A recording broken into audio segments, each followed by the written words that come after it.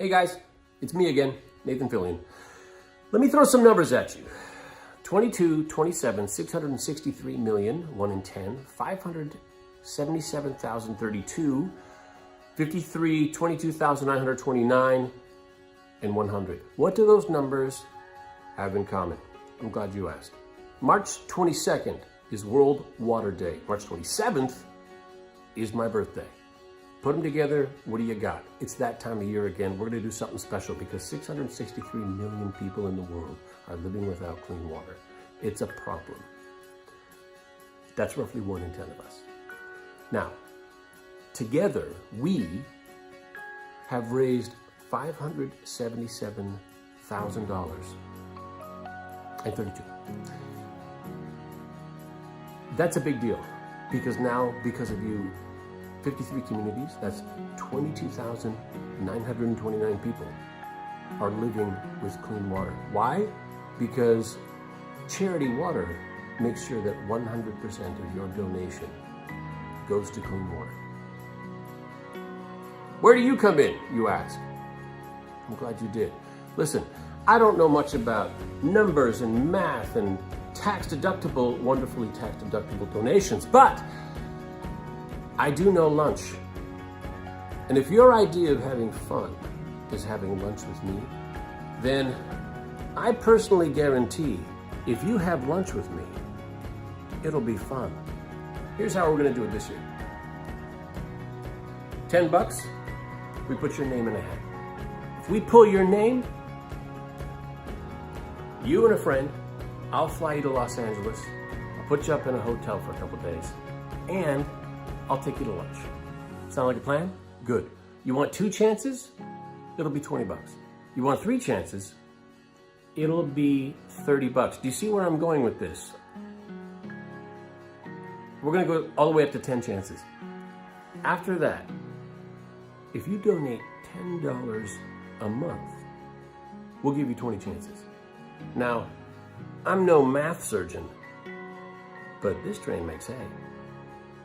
Once again, $10, 1 chance. All the way up to $100, 10 chances. $10 a month, 20 chances. You want to do $20 a month? We can arrange something. Let's review. Clean water for people who need it.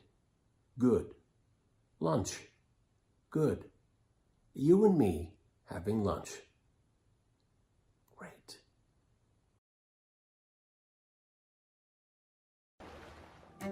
My name is Scott Harrison. Just listen. This is my wife, my son, and my one on the way. I lead an organization called Charity Water, and our mission is to bring clean water to everyone on the planet. I live in New York City now, but I didn't always. I grew up in suburbia, and this was my house. My dad was a businessman, and my mom was a writer. They loved each other, and they loved me. We were a happy family, until we weren't. When I was 4 years old, my mom collapsed on the bedroom floor. We'd just moved into a new house, and our house had a carbon monoxide gas leak, but none of us knew it until then. She didn't die that day, but her immune system did. She became allergic to everything. Perfume, the ink from books, radio waves. She wore strange masks all the time and was often connected to oxygen. The toxic gas destroyed her immune system and, in a way, my childhood too. After the poisoning, our roles reversed, and I began to take care of her.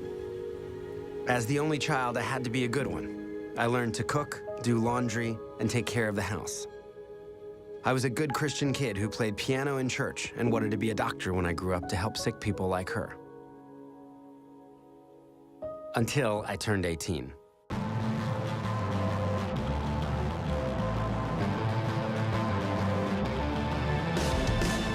Music was my escape, so I joined a band and moved to New York.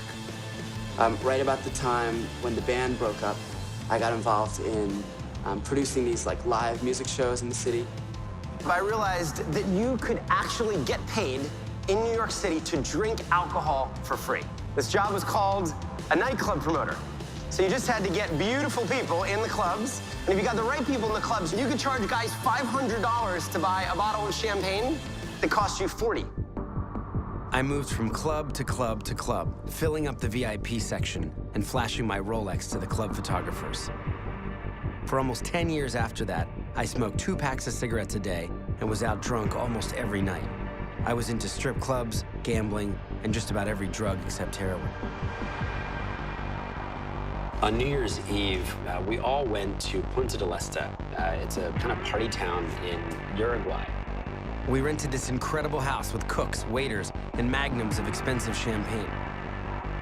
Although it looked glamorous on the outside, there was a long decline in happiness.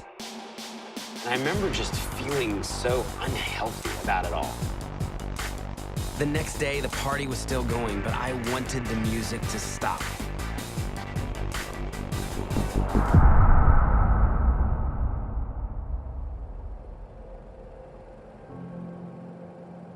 I realized I was spiritually bankrupt, I was emotionally bankrupt, I was certainly morally bankrupt.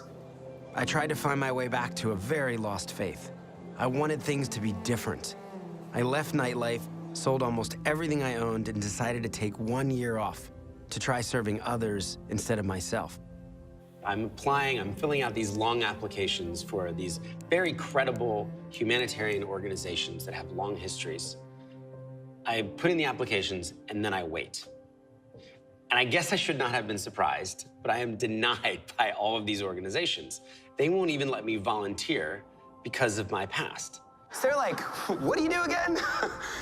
We're serious people. Thankfully, one organization says, if you pay us $500 a month, you can volunteer with us. So I said, here are my credit card details. Where are you guys going? They were an amazing team of doctors and surgeons who traveled the world on a hospital ship. They specialized in removing facial tumors, and they were going to Liberia, one of the poorest countries in the world, and a country I'd never even heard of. I say, I'm gonna sign up and be your volunteer photojournalist. I'd always taken pretty good pictures and photos and loved telling stories. Everything in my life changed. I decided in one fell swoop to kind of never smoke again, to never touch drugs again, to never gamble again, to swear off pornography and strip clubs, and just, I needed to walk so far in the other direction. And I walked up this gangway, and this became my new home. Nothing could have prepared me for what I was about to see. Hi, my name is Scott. I think we may be able to help you. I met a man named Harris. He was suffocating to death with a benign tumor. I got to see Harris's transformation because of an amazing surgeon named Dr. Gary Parker. So we've got to get your blood nice and strong for an operation, huh? Dr. Gary had moved his entire family on the ship to volunteer for a short time. That was 29 years ago. He'd just never left. I'd never met anyone with that kind of dedication before. Very happy we can schedule, and you'll spend Christmas here. First good Christmas in 13 years.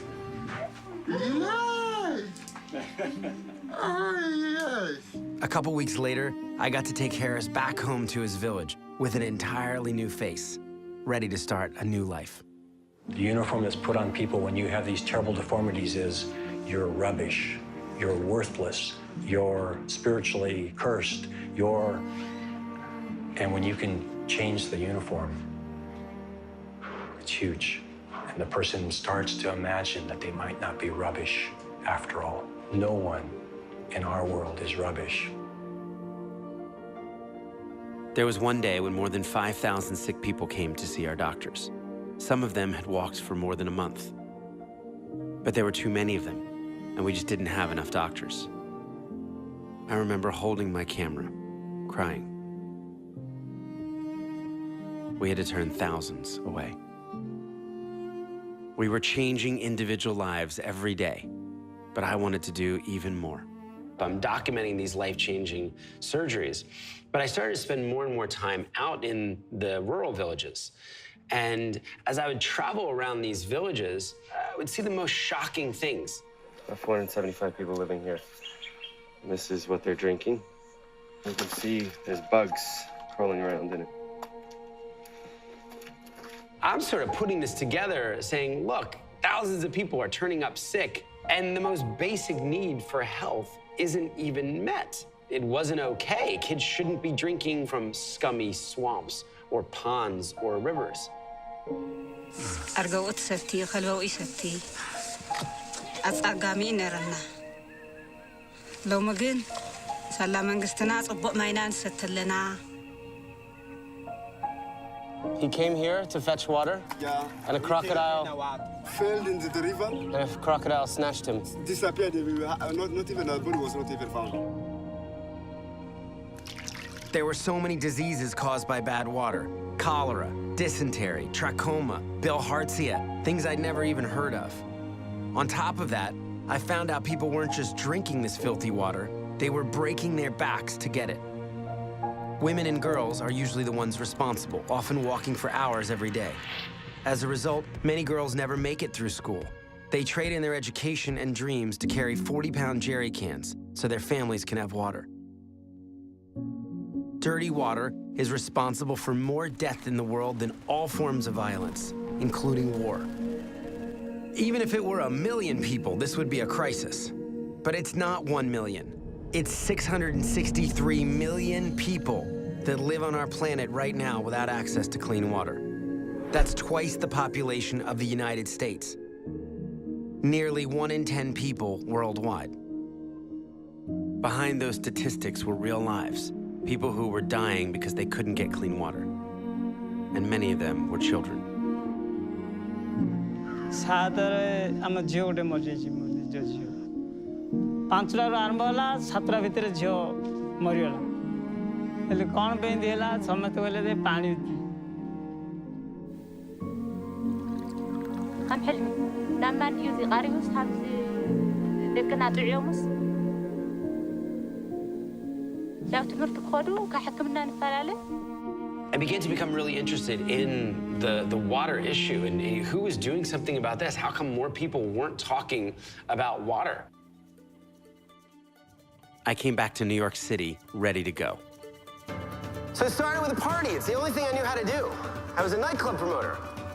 So I got someone to donate a club. I threw my 31st birthday party. I got 700 people to come out. I lured them with open bar. And I charged them $20 at the door. And this time, instead of pocketing the $15,000, we took it immediately to a refugee camp in northern Uganda. We built 3 wells, we fixed 3 wells, and then we sent the photos and the GPS and the story back to those 700 people. This was a big deal. And people could not believe that a charity would bother to report to them on a $20 gift, and that something actually happened with the money that they could see, that they could connect with. 700 people proved that we could make a difference, even $20 at a time. This was the beginning of Charity Water. As I'm talking about setting up a charity, I realized that so many of my friends don't trust charities. In fact, I learned that 42% of people in America alone don't trust charities. From the beginning, I was determined to do things differently, and I had a few big ideas. First, we'd handle money differently. From day one, Charity Water made a bold promise that 100% of all donations would go directly to clean water. I opened up a separate bank account for overhead, and we never touched the water money to pay for things like staff salaries, office rent, or travel expenses. We started looking for generous people with the resources to cover those overhead costs. Second, we proved each water project we funded. We put photos and GPS coordinates on Google Maps and even attached GPS trackers to drilling rigs so people could follow them. Later, we created and installed thousands of remote water sensors so we'd know that the project continued to work over time and even how much clean water was flowing. Third, we believe for the work to be sustainable, it had to be led by locals.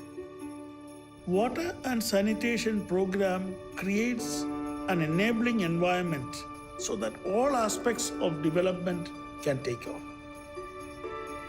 In the beginning, usually a handful of people were in the office every single day.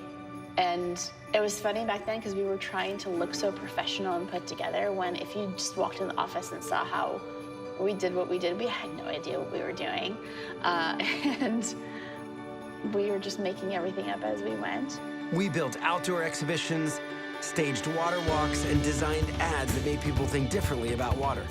We got space on buses and taxis donated, spreading the word to everyone we could.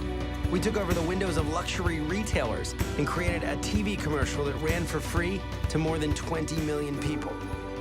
People started to take notice, and thousands began to donate. People all around the world started donating their birthdays to raise money for clean water. A 7-year-old named Max went door to door asking for $7 donations, and he raised $22,000. Maggie Moran gave up her 16th birthday. Nona Ween gave up her 89th. Gave up my 28th birthday for charity water. My 25th birthday. 39th birthday. 25th. 36th. 38th. 44th. And this movement of birthdays begins to spring up, and people said, look, I don't need any more stuff. That's exactly what Rachel Beckwith said. She heard me speak a few months before her 9th birthday and told her mom that instead of presents or a party, she wanted to raise $300 to help kids get clean water to drink instead. She was disappointed when she didn't reach her goal, but she raised $220, and her mom assured her it was good enough. She could try again next year.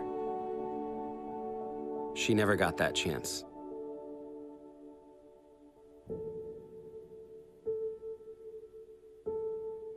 A few weeks later, Rachel lost her life in a car accident. Well, just at 9 years old, Rachel Beckwith already had a legacy. Hers was charity water. NBC's Lee Cowan explains how even now, Rachel Beckwith continues to make a difference. Hundreds of strangers started to give $9 in her honor. Then it became thousands. Within weeks, Rachel's fundraising campaign had raised over $1.2 million for clean water. The heart of this 9-year-old girl inspired 32,000 people to give. But it didn't stop there. 80,000 people pledged their birthdays like Rachel. Some people said, I can't wait until my birthday. I just need to fundraise now. I need to do something about this now. Guys shaved their beards. Complete strangers started climbing mountains to raise money for clean water. Walking and biking across countries. Sailing across oceans. I've been giving up Christmas gifts for 5 years. I've raised just above $32,000. I did 12 lemonade stands for charity water. I raised $10,000 for clean water. Rachel reminded us that charity water wasn't just our story. And she's now been joined by over 1 million people, helping us fund over 20,000 water projects that will bring clean water to 6.3 million people. And I got to see just how much impact one life really can have when I took Rachel's family to Africa. We greatly love Rachel and continue to love her family. And I'm overwhelmed with how greatly you have honored her memory. Please receive my most deepest and heartfelt thanks. You've done us a great honor today, so thank you. Yeah. Rachel developed such a big heart from such a young age that she understood and felt the pain of others on the other side of the world. It's the most beautiful gift a person can give.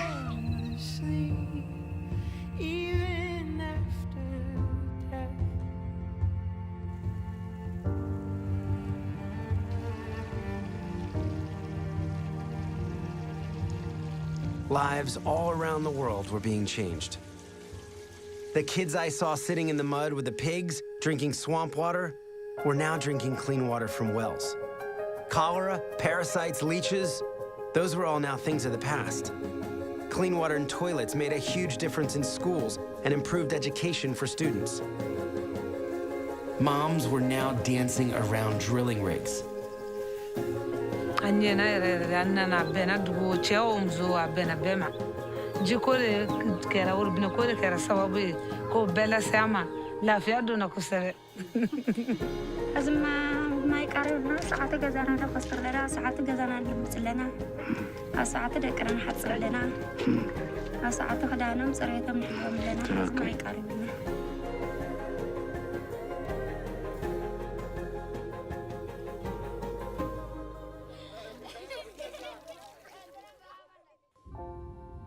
In the beginning, there was water. always changing and bringing new life wherever it goes. It did for me, and for so many others in very real ways. Even though I didn't grow up to be a doctor, I'm thankful that my childhood gave me awareness of the importance of health, of life. Dr. Gary is still on that ship, helping people every single day. My mom is still here too, fighting for her health. My son knows and loves her well. So will my daughter. Now I know the world will change by the time my children reach my age. But I believe there are only a few times in each of our lives that we get to witness a truly historic global moment.